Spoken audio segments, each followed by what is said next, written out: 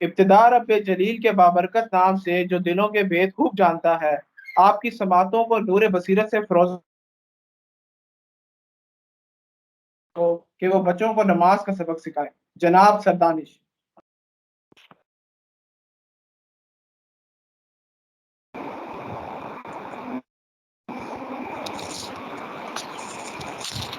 السلام علیکم ورحمۃ اللہ وبرکاتہ۔ میرے ساتھ نماز کا سبق دہرائیے۔ اللہم صلی علی محمد۔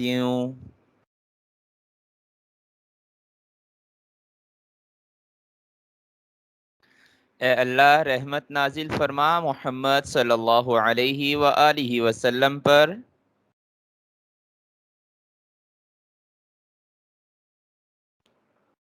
وعلی آل محمد۔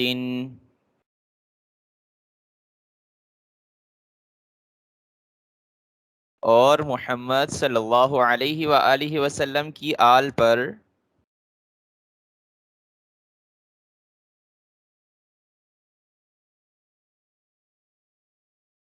کما صلیت۔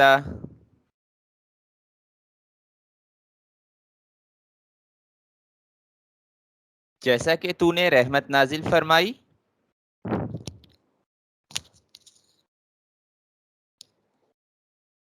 علی ابراہیم۔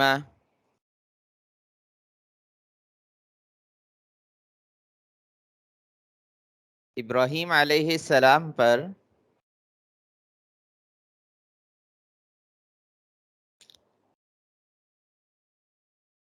وعلی آل ابراہیم۔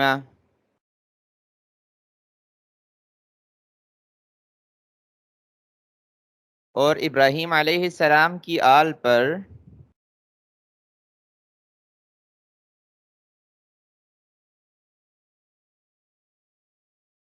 انک حمید مجید۔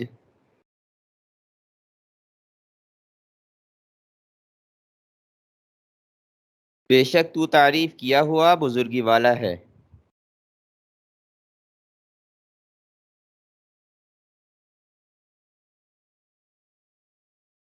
اللہم بارک علی محمد۔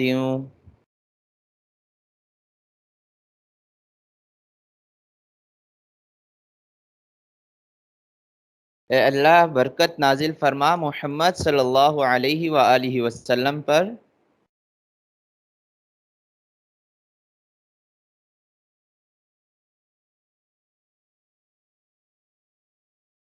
وعلی آل محمد۔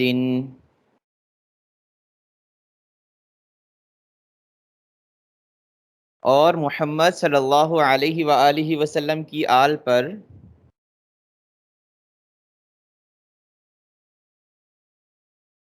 کما بارکت۔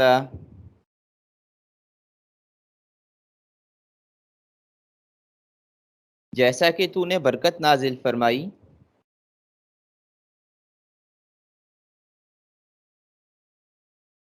علی ابراہیم۔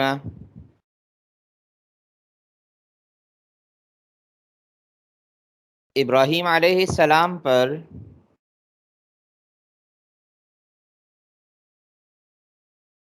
وعلی آل ابراہیم۔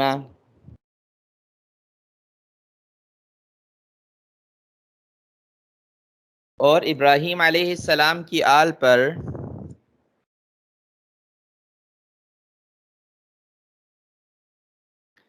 انک حمید مجید۔ بے شک تو تعریف کیا گیا بزرگی والا ہے۔ جزاکم اللہ خیر۔ جزاک اللہ۔ معزز سامعین کرام، قرآن پاک ایک ایسا ابدی پیغام ہے جو آنے والی تمام نسلوں کے لیے مشعل راہ ہے۔ قرآن کریم ایک عظیم معجزہ، قدرت، منبع اور رشد و ہدایت ہے۔ یہ کتاب اپنے مفہوم و مطالب اور تفاسیر کے اعتبار سے ایک بحر بے قرار ہے۔ آیات مقدسہ کے مفہوم اور مطالب کو بیان کرنے کے لیے میں دعوت دوں گا محترم سر ادریس صاحب کو۔ محترم سر ادریس۔ السلام علیکم ورحمۃ اللہ وبرکاتہ۔ اعوذ باللہ من الشیطان الرجیم، بسم اللہ الرحمن الرحیم۔ اولئک الذین اشتروا الضلالة بالهدى فما ربحت تجارتهم وما كانوا مهتدین۔ سورہ بقرہ کی آیت نمبر 16 ہے۔ اللہ تبارک و تعالی نے ارشاد فرمایا، اولئک، یہ، الذین، اولئک الذین، یہی وہ لوگ ہیں جنہوں نے اشتروا، خرید لیا، الضلالہ، ضلالہ گمراہی، بالہدی، ہدایت کے بدلے۔ اولئک الذین اشتروا الضلالۃ بالہدی، یہی وہ لوگ ہیں جنہوں نے خرید لیا گمراہی کو ہدایت کے بدلے۔ فما ربحت تجارتہم، پس نہیں فائدہ دیا، سو نہیں نفع بخش ہوئی، تجارتہم، تجارت ان کی، وما کانوا مہتدین، اور نہ ہوئے وہ ہدایت پانے والے۔ اس سے پہلے کی آیات میں اللہ تعالیٰ نے منافقین کی کئی عادتیں ذکر فرمائی، ان کی بری خصلتیں ذکر فرمائی۔ دھوکہ دیتے ہیں، دھوکے کے لیے ظاہری طور پر اسلام کا اظہار کرتے ہیں، اندر سے مومن نہیں ہیں، اندر منافقت اور حسد اور اسلام کی نفرت کا مرض ہے، فساد مچاتے ہیں، اللہ کی نافرمانی کو پھیلاتے ہیں۔ اور جب ان سے کہا جاتا ہے کہ بھئی ایمان لاؤ، جیسے لوگ یعنی صحابہ کرام ایمان لائے ہیں، تو اپنی اصلاح کرنے کے بجائے انہی لوگوں کو بیوقوف کہتے ہیں، اور اسی طرح مسلمانوں سے ملتے ہیں تو اسلام کا دعویٰ کرتے ہیں، اپنے لوگوں سے ملتے ہیں تو انہیں یقین دہانیاں کراتے ہیں کہ ہم تمہارے ہی مذہب میں، تمہارے ہی ساتھ ہیں۔ تو اس طرح کی بری خصلتوں کو اللہ تعالیٰ نے یہاں تجارت سے تشبیہ دے کے بات سمجھائی ہے۔ انسان دنیا میں یہی کچھ سارا دن کرتا ہے کہ کچھ دیتا ہے، کچھ لیتا ہے۔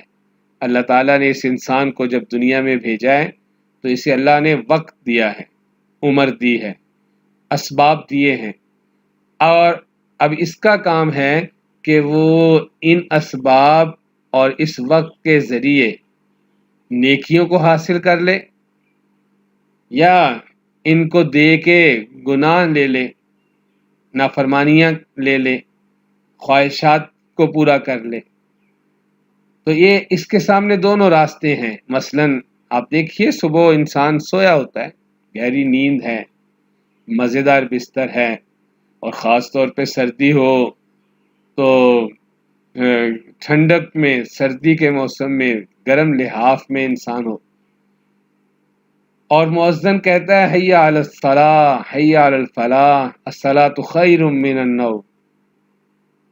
تو اب اس کے سامنے دو راہیں ہیں، یا تو یہ بستر دے دے، نیند چھوڑ دے، اور بستر چھوڑ دے اور جا کے نماز لے لے، یا نماز چھوڑ دے اور بستر لے لے، نیند لے لے۔ اب یہ انسان نے خود فیصلہ کرنا ہے، اور یہ کرتا ہے۔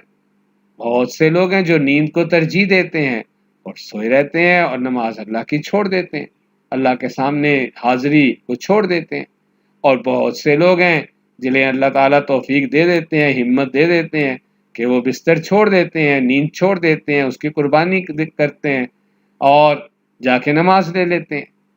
یہی کچھ سارا دن انسان کرتا ہے۔ اس کے سامنے دو راہیں ہوتی ہیں کہ اس وقت کے ذریعے اور ان اسباب کے ذریعے تم نیکی کما لو، یا یہ وقت دے کے اور یہ اسباب استعمال کر کے گناہ کما لو۔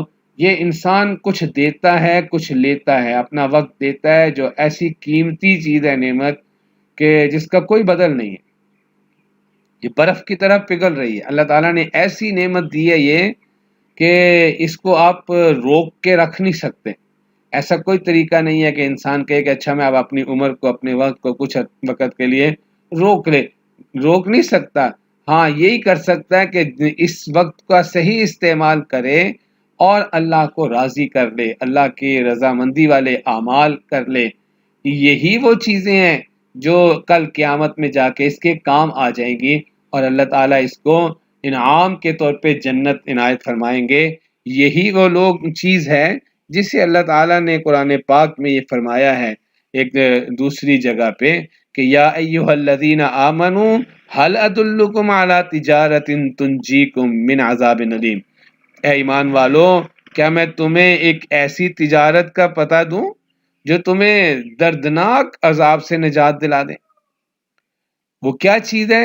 فرمایا تؤمنون باللہ ورسولہ، وہ ایمان لانا ہے اللہ پر اور اس کے رسول پر، وتجاہدون فی سبیل اللہ باموالکم وانفسکم، اور اپنے جان مال کو اللہ کی راہ میں لگانا ہے۔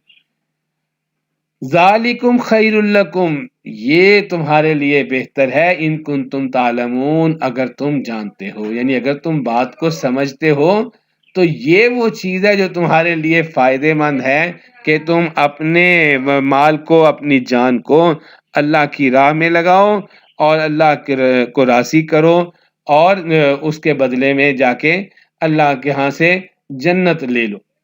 اور اسی صورت کی ابتدا میں آپ کو یاد ہوگا کہ اللہ تعالیٰ نے ایسے ہی نیک لوگوں کی 5 صفات گنوائی تھیں متقین کی، اور اس کے آخر پہ کیا کہا تھا؟ اولئک علی ھدی من ربہم، یہ وہ لوگ ہیں جو اپنے رب کی طرف سے ہدایت پر ہیں، واولئک ھم المفلحون، اور یہی وہ لوگ ہیں جو فلاح پانے والے، کامیاب ہونے والے ہیں۔ تو وہاں کیا تھا؟ ان کا عقیدہ ذکر کیا گیا تھا اور ان کے صحیح اعمال ذکر کیے گئے تھے کہ عقیدہ بھی ٹھیک ہے اور اپنے اعمال اور اعمال میں بھی جانی اور مالی دونوں، جسمانی یعنی نماز اور زکوٰۃ، اللہ کی راہ میں مال خرچ کرنا، وہ دونوں کا ذکر تھا وہاں پر۔ تو انسان کے کرنے کا کام یہی ہے کہ انسان اپنے وقت کو اور اپنے اسباب کو صحیح استعمال کرے اور اللہ کو راضی کر لے۔ لیکن ان ظالموں نے کیا کیا؟ انہوں نے اپنے وقت کو اور اپنی صلاحیتوں کو، اپنی چیزوں کو غلط استعمال کیا، لوگوں کو دھوکہ دینے کی کوشش کی، ظاہری طور پر اسلام کا اظہار کرتے رہے لیکن اندر سے مسلمان نہیں تھے۔ تو گویا انہوں نے اپنی طرف سے تجارت کی کہ فائدے حاصل کیے جائیں۔ اللہ نے بتایا کہ اولئک الذین اشتروا الضلالۃ بالہدی، یہی وہ لوگ ہیں جنہوں نے ہدایت دے کے گمراہی لے لی۔ ہدایت اگرچہ یہ نہیں ہے کہ اندر سے مسلمان تھے، یعنی وہ ہدایت ظاہری طور پہ تو ان کے پاس تھی نا، انہوں نے اسلام کا اظہار کیا، حضور صلی اللہ علیہ وسلم کے پاس آ کے بیٹھے تو دیکھنے کو انہیں اور سمجھنے کو انہیں موقع ملا، ان کے اختیار میں تھا، اگر یہ چاہتے تو اندر سے بھی اپنی نیتوں کو ٹھیک کر لیتے، اپنے ایمان کو ٹھیک کر لیتے، لیکن انہوں نے اس ہدایت کا چھوڑنا قبول کیا اور گمراہی کو لینا قبول کر لیا۔ اللہ نے اس کو تجارت کے طور پہ سمجھایا کہ گویا انہوں نے تجارت کی، ایک چیز دی، ہدایت دے دی جو ان کے بالکل پاس تھی، جو انہیں ملی ظاہری طور پہ ملی ہوئی تھی، یا یوں کہیں کہ ان کے لیے آئی ہوئی تھی۔ حضور صلی اللہ علیہ وسلم ہدایت لے کے آئے ہوئے تھے اور انہیں ان کی مجلسوں میں بیٹھنے کا موقع مل رہا تھا، تو وہاں سے انہوں نے اختیار کرنا تھا کہ اب کیا کریں۔ تو چاہیے تھا کہ یہ حقیقی ایمان کو اختیار کر لیتے اور گمراہی کو چھوڑ دیتے، لیکن انہوں نے اس گمراہی کو لیا اور ہدایت کو چھوڑ دیا۔ اللہ کہتے ہیں فما ربحت تجارتہم، سو کوئی نفع نہیں دیا، کوئی فائدہ نہیں دیا ان کی تجارت نے، اس میں کوئی نفع ہی نہیں ہوا، بلکہ اور وما کانوا مہتدین، اور یہ ہدایت بھی نہ پا سکے۔ وہاں کہا تھا اولئک ھم المفلحون، یہ وہ لوگ ہیں جو کامیاب ہوں، جو فلاح پا گئے، جو کامیابی حاصل کر گئے۔ اور یہاں ان کے لیے کہا گیا ہے کہ یہ ساری حرکتیں کر کے انہیں کوئی فائدہ نہ ہوا، یہ ہدایت پا سکتے تھے، موقع تھا ہدایت پانے کا، لیکن یہ ہدایت بھی نہ حاصل کر سکے۔ اللہ تعالیٰ ہر قسم کی گمراہی سے محفوظ فرمائے۔ السلام علیکم ورحمۃ اللہ وبرکاتہ۔ جزاک اللہ۔ عزیز ساتھیوں، شاعر مشرق، حکیم الامت، علامہ محمد اقبال رحمۃ اللہ علیہ نے نہ صرف پاکستان کا تصور دیا بلکہ انہوں نے ہماری فکر اور کردار کو بلند کرنے کے لیے وہ اصول بتائے جو ہمیں لازوال رفتوں سے ہمکنار کرتے ہیں۔ اقبال کی فکر سے اکتساب کرنے کے لیے میں دعوت دوں گا سال اول کے ہونہار طالب علم محمد عبداللہ صدیقی کو۔ ان کی تقریر کا عنوان ہے ڈھونڈنے والا ستاروں کی گزرگاہوں کا اپنے افکار کی دنیا میں سفر کر نہ سکا۔ محمد عبداللہ صدیقی۔ بسم اللہ الرحمن الرحیم۔ ڈھونڈنے والا ستاروں کی گزرگاہوں کا اپنے افکار کی دنیا میں سفر کر نہ سکا، جس نے سورج کی شعاؤں کو گرفتار کیا، زندگی کی شب تاریک سحر کر نہ سکا۔ صدر ذی وقار و معزز سامعین، آج کے اس معزز ایوان علم و دانش میں موضوع زیر بحث ہے ڈھونڈنے والا ستاروں کی گزرگاہوں کا اپنے افکار کی دنیا میں سفر کر نہ سکا۔ یہ موضوع علامہ اقبال کی شہرہ آفاق کتاب ضرب کلیم کی نظم زمانہ حاضر کا انسان سے لیا گیا ہے، جو در حقیقت دعوت ہے سوچ و بچار کی، ایک پکار ہے درست سوچ کے انتخاب کی، گہرا طنز ہے عصر حاضر کے چکا چوند پر، جو ہماری نظروں کو خیرہ کرتی ہے، لیکن تیرگی ہے ہمارے افکار کی، جس نے پامال کر دیا ہے سچے جذبوں کے تقدس کو۔ علامہ اقبال انسان کی علمی کاوشوں کو سراہتے ہوئے فرماتے ہیں، بلا شبہ انسانی عقل کمالات کا مرکہ ہے، جس نے کائنات کی وسطوں کو مسخر کر لیا ہے، لیکن عقل انسان کی معراج نہیں بلکہ عشق ہے۔ اگر عقل کی آنکھوں میں عشق کی روشنی نہیں ہوگی تو پھر انسان ایٹم بم گرا کر لمحوں میں بستے شہروں کو راکھ کا ڈھیر تو بنا سکتا ہے، لیکن زندگی کی جوت نہیں جگا سکتا۔ وہ اپنے 400 تاریکی کو رنگ و نور میں تو بدل سکتا ہے، لیکن زندگی کی تاریخ شب کی سحر نہیں کر سکتا۔ زخموں سے چور چور تھا اندر کا آدمی، یہ اور بات کے جسم پر اجلا لباس تھا۔ صدر ذی وقار، نوع انسان کی تاریخ ہمیں بتاتی ہے کہ جب انسان نے اپنی حاکمیت کا تنتنا اپنے ہی جیسے انسانوں پر قائم کرنا چاہا تو پھر کھوپڑیوں کے مینار تو نظر آتے ہیں لیکن زندگی کے اثار نظر نہیں آتے۔ سکوت غرناطہ سے لے کر بغداد کی تاراجی تک، عراق سے لے کر افغانستان کی بربادی تک، راکھ کے ڈھیر میں بدلتی بستیاں، خون سے رنگین سڑکیں، بکھرے انسانی اعضاء، تار تار عصمتیں، اجڑے مناظر، کراہتے بوڑھے، بل بلاتے بچے، انسانی ضمیر کی بے حسی پر بین کرتی ہوا کی بیٹیاں پکار پکار کر کہہ رہی ہیں، کہاں ہے ارض و سما کا مالک کے چاہتوں کی رگے کریدے، ہوس کی سرخی رخ بشر کا حسین غازہ بنی ہوئی ہے، کوئی مسیحا ادھر بھی دیکھے، کوئی تو چارہ گری کو اترے، افق کا چہرہ لہو میں تر ہے، زمین جنازہ بنی ہوئی ہے۔ صدر ذی وقار، آج انسان بڑے فخر سے 21ویں صدی کی دہلیز پر قدم رکھ رہا ہے۔ زیر زمین اور خلاؤں میں قدرت کے سربستہ رازوں کو پانے کے لیے سرگرداں یہ انسان چاند کی تسخیر کے بعد اب مشتری کو زیر نگین کرنے کے لیے عازم سفر ہے۔ دنیا کی یہ برق رفتار ترقی اپنی جگہ، لیکن جیسے جیسے ترقی کا سفر آگے بڑھتا گیا، زندگی کی قبا اتنی ہی تنگ ہوتی گئی۔ امن کے جس قدر ڈھول پیٹے گئے، بے گناہوں کا خون اتنا ہی بہتا گیا۔ تہذیب جوں جوں جدت میں ڈھلتی گئی، تقریب میں بدلتی گئی۔ عقل نے دنیا کو گلوبل ویلج تو بنا دیا، لیکن تعصب کے زہر نے اقوام عالم میں نفرت کے خلیج وسیع کر دی۔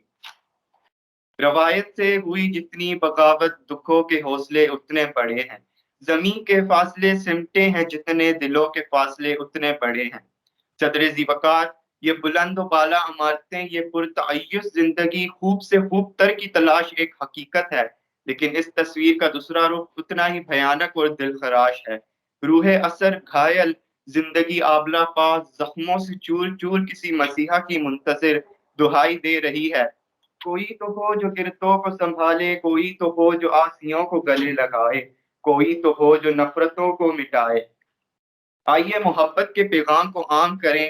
ہادی برحق نے اخوت، مروت اور اثار کے جو چراغ جلائے تھے، اس کی لو سے اپنے دلوں کو مرکز مہر و وفا کریں۔ سورہ اثر میں ارشاد باری تعالیٰ ہے، زمانے کی قسم انسان در حقیقت خسارے میں ہے، سوائے ان لوگوں کے جو ایمان لائے اور نیک عمل کرتے رہے، ایک دوسرے کو حق بات کی نصیحت اور صبر کی تلقین کرتے رہے۔ والسلام۔ جزاک اللہ۔ اس کے ساتھ آج کی مارننگ اسمبلی کا اختتام ہوتا ہے۔ پاکستان زندہ باد، خدا حافظ۔